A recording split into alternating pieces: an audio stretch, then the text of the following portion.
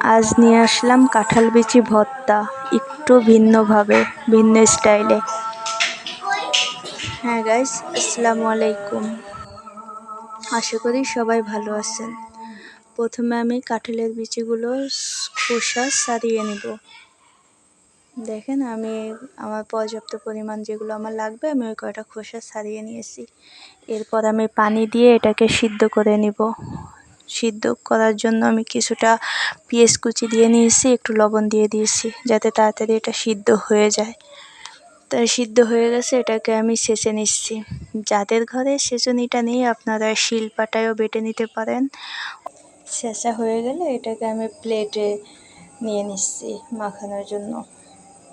এরপর আমি এটাকে সুন্দর করে প্লেটে নিয়ে তারপরে পেঁয়াজ কুচি, শুকনো মরিচ ভাজা দিয়ে আমি পেঁয়াজ আর মরিচটাকে একসাথে মাখিয়ে নেব।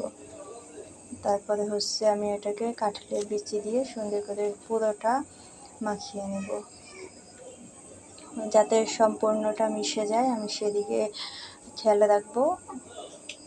দেখেন আমার এটা মেশানো হয়ে গেছে।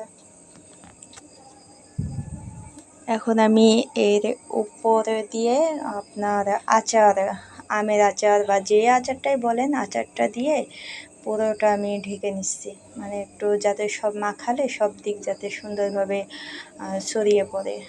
হ্যাঁ, এবার আমি এটাকে ভালো করে মাখিয়ে নেব।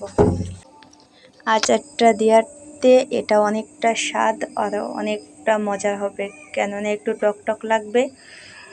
এটা আপনাদের ইচ্ছা, দিতেও পারেন নাও দিতে পারেন, আমাদের ভালো লাগে তাই দিয়েছি। এরপর আমি আচার দিয়ে এটাকে মাখিয়ে নিচ্ছি। ভালো করে মাখিয়ে নেওয়া হয়ে গেলে আমাদের প্রয়োজন মতো আমি এটাকে একটু মুঠো করে বানিয়ে নিচ্ছি, দেখতে ভালো লাগবে।